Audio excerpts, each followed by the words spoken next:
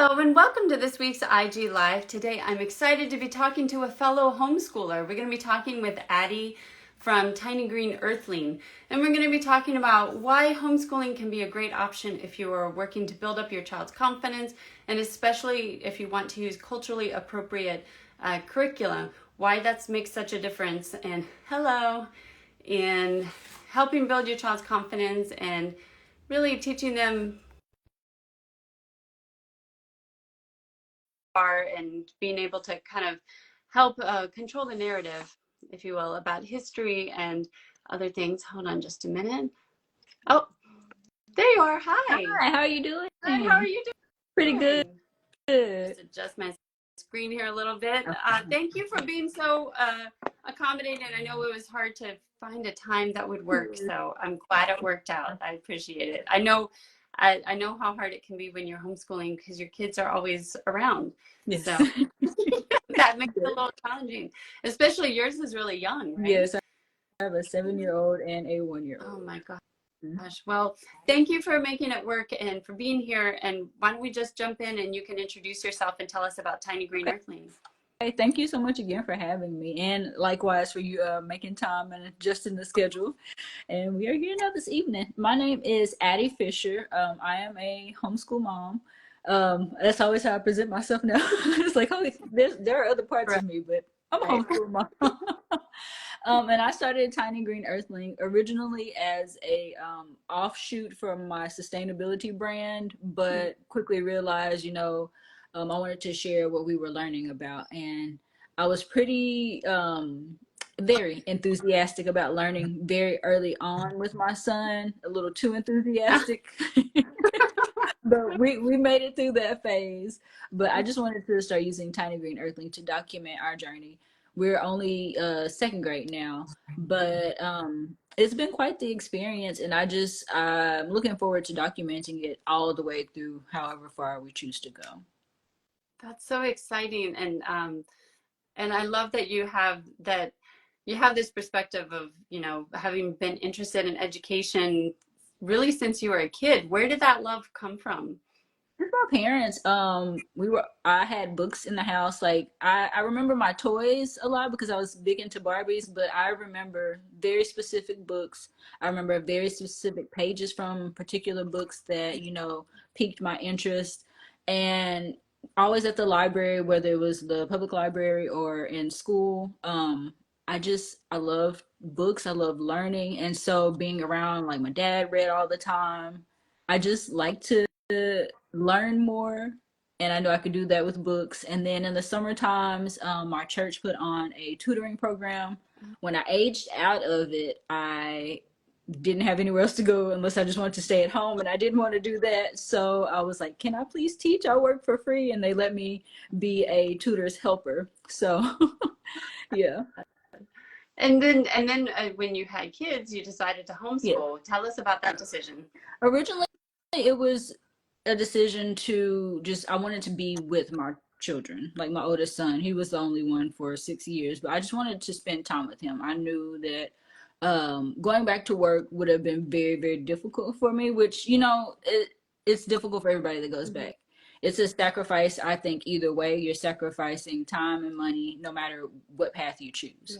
And I got together with my husband. I was like, I really want to stay home with him. And he said, okay. And so, we've been making it work on a one income household. That's, a struggle in itself, but that's what we chose, our path, so that we could have that time to bond. And it turned into, oh, okay, so we're home, we're learning, we're going to library classes. I think I can, make this into something even more. And so I started researching homeschooling and hit the ground running. And I know you've talked about the one advantage of homeschooling is being able to use culturally appropriate curriculum, make sure that what your child is learning is accurate. As we know, there's a lot of debate over what's being taught in schools. And so sometimes parents, we don't necessarily have control over what's happening in the classroom. So can you tell us more about why that was kind of an important factor for you? It was really important because as an adult now, even to this day, I am unlearning lies that I was taught in the name of education. And I'm unlearning them on Instagram, of all places. It's not like an educational forum, it is a social media forum. But people are able to spread truths to replace the lies that I was taught in school, and it blows my mind some of the things that we were taught to believe, Mhm. um, that just aren't factual and that are actually, like propaganda to try to erase history. And I liken it to finding out about Santa not being real. When I found out he wasn't real, I was like, y'all lied to me. I don't like that. Right. But this is our real life where, a lot of schools, whether on purpose or just, it's indoctrination, most of us believe some of these things to be true. Lies are being taught, and I don't want my children to look back and be like, 20 years later saying, oh, that was a lie, so let me unlearn that. Or I don't want them to go to school now and come back and tell me something, and I'm like, oh, that's not true, so here's the truth. And then they're going back and telling their friends and causing trouble for the teacher, and it's very confusing. So I just wanted to teach them honest things from the get-go. Can you give us some examples or things that either things that you're making sure to teach them that's different than what you learned, or times when you've had I have found, because I'm going through something similar with my kids, and there's sometimes when I have trouble finding the materials to use to teach them when I could, because like you said, like there's this kind of mainstream way of teaching, especially history. I mean, it's not just history, but especially, and so sometimes I have to really dig and do a lot of research to find what I can use to teach them. Have you run across that, or do you have any suggestions of things that you've come across that you really like using? Likewise. So a prime example would be, Columbus, Lewis and Clark, Pocahontas. Pocahontas came out when we were younger. I dressed up as Pocahontas because it was the Disney movie thing to do. And now I look back at it and I cringe, but my parents didn't have the information, to know that this is appropriation, this is, not a good thing. And, dressing up as turkeys and pilgrims in school and not knowing the full story. It's always very difficult to have those conversations. I've been having conversations like that with my son since he was 5. Mm-hmm. And it's hard to paint a broad picture of it for him, but I see the benefit of it now. He's almost 8. When we continue to have those conversations, he's starting to get the nuances better. So it doesn't it scares him a bit, like racism, that's a big thing, it scares him a bit, but he understands, he hasn't actually experienced anything directly that has harmed him in a racist way. So he's like, not everything is racist. I understand that now. Mm-hmm. But looking like back to the Columbus part, I to circumnavigate that, like I tell what I was taught and how I was taught misinformation, Mm-hmm. and then I bring it back to the truths that I do know that I can share with him, and then we watch videos on YouTube or we find relevant books. Books are my are my friend, like my go-to. There are so many amazing books being published now that tell the truth in a way that help parents explain it, because it is hard. It's not easy to be truthful with kids about the reality of history, about the reality of the ills of the world right now. It's difficult to do. It's not, a spur of the moment thing most of the time. You have to kind of plan for it. So children's books these days are extremely helpful with that, and I'm grateful for them. I've also found a couple of unit studies or curriculums that have been developed. At the time I found them, he's been too young for them, but I just saw Oh Freedom has a younger curriculum now. It used to be like 3rd grade and up. So they have a woke curriculum that helps teach Black American history, or history of Black Americans in the broader context of American history for children. Heritage Mom blog, she has some curriculum that helps teach African American history as well. So there are people developing things. There's a book by I can't remember her name, the author's name, but the book is called Beyond February, Mm-hmm. and it helps people to explain Black history beyond the month of February, because it is a short month. But also, Yeah. we should be learning about it because it's American history, so we should learn about it all year long. Right. And I love that how you're talking about that you started having these conversations with your son when he was very young. Hmm. So you have that foundation as he's getting older, you can get into more like the nuance of it and build on that. I think that's so important about being age appropriate, Yeah. but also seeing it as not one conversation. Hmm. It's a whole process, a lifelong process. And I think especially what difference do you think it makes for especially for BIPOC children, you know, when there's so much in society trying to tear them down and tear down their confidence, how can homeschooling, especially the kind of homeschooling you're talking about, how can that help build up their self-esteem and build their confidence in kind of who they are and their heritage and their place in the world? Okay. I got this term from Nicola.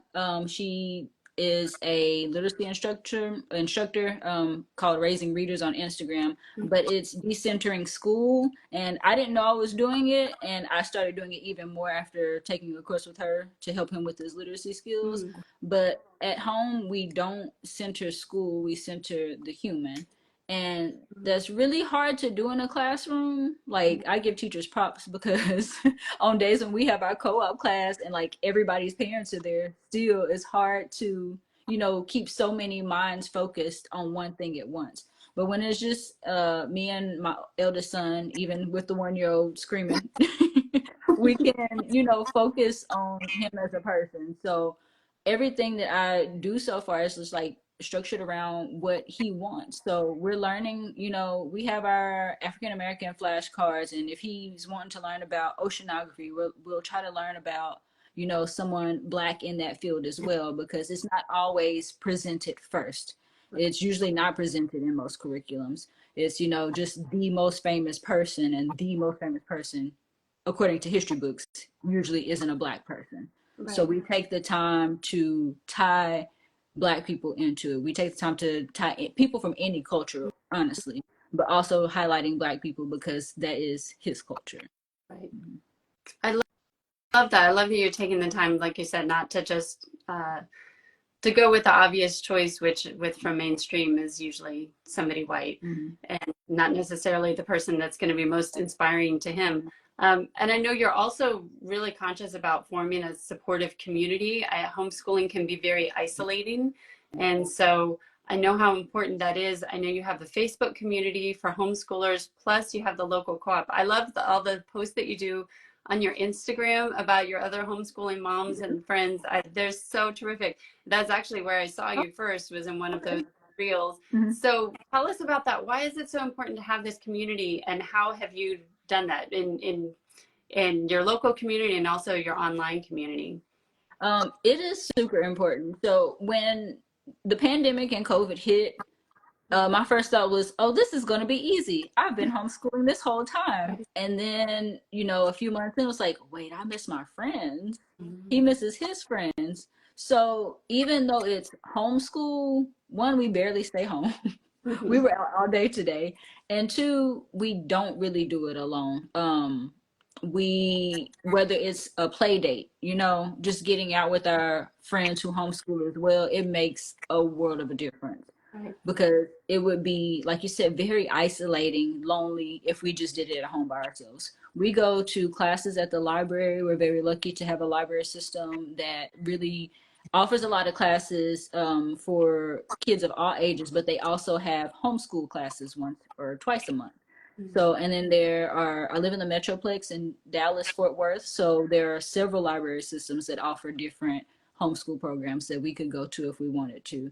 We have access to several museums. We meet friends there.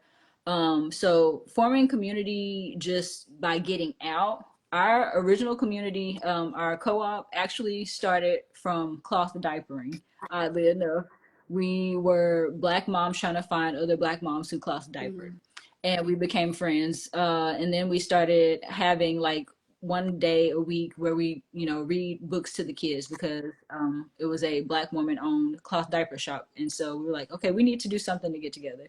And before we knew it, we were having classes at my house. And then after that, we were like, oh, so we all want to homeschool. Okay, so let's make this happen. And we share resources with each other by, letting each other know what we've researched and learned about different curriculums, different classes that are going on in the area.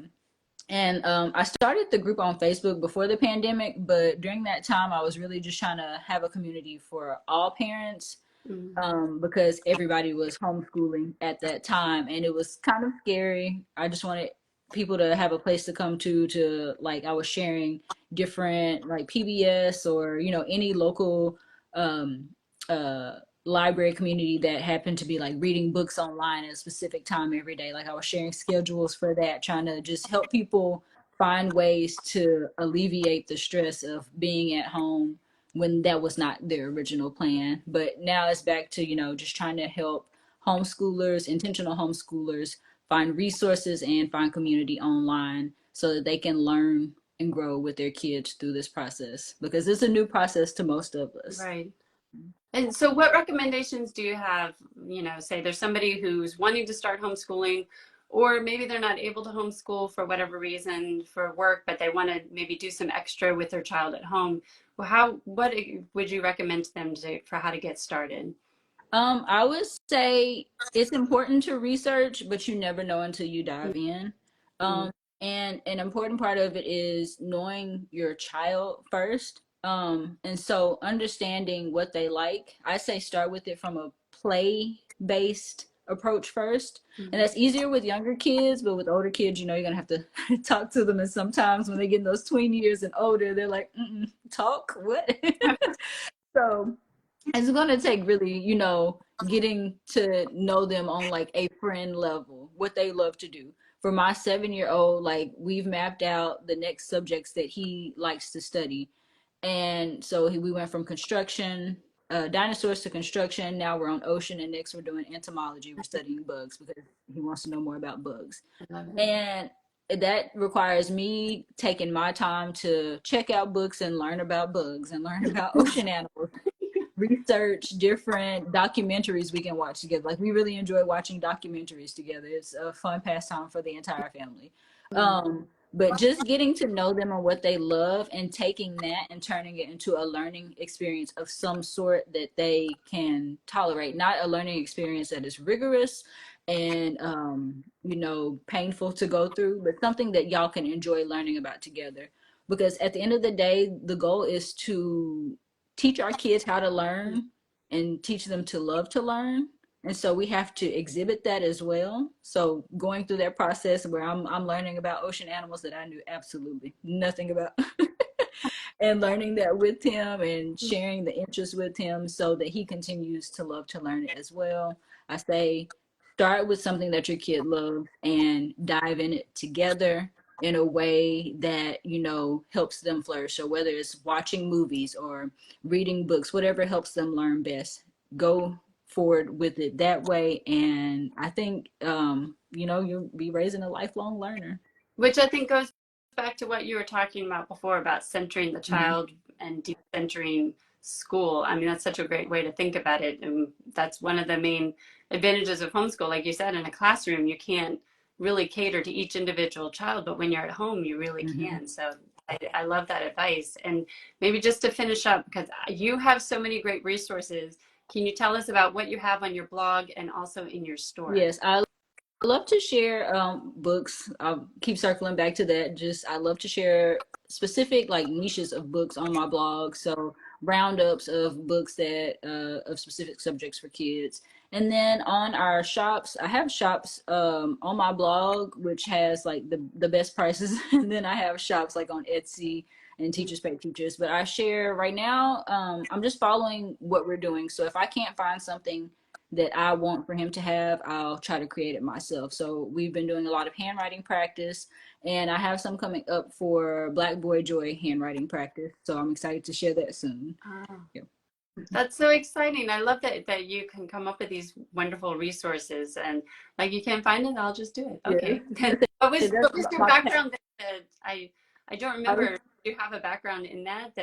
yeah, that's what I was about to say. I said in my past life before I was homeschool mom, my background is in architecture, and a part of that was learning design. So I use a lot of design programs to just create those. Yeah. No, so that's how you can create those beautiful. I mean, because I've seen them and they're not just that they're very educational, but they're just Mhm. great to look at. Oh, Which for thank kids, that's you. important. You have to Yes. kind of attract them Mhm. in. So Well, Thank you. congratulations on everything you're doing, and thank you for taking the time to talk with us about it. And I know you've given me some links that we'll make sure to include when we do it on YouTube. Anybody that's joining us late, this is going to be up in just a few minutes on our Instagram channel and later on YouTube. Thank you for taking the time to talk with us. And it's so, I feel like every time I talk to somebody like you, I get re-inspired in my own homeschooling. Oh. So thank you. Just thank you on a personal note, but also thank you for our viewers as well. Thank you so much for having me. All right. Thanks to everybody watching. Bye. Bye.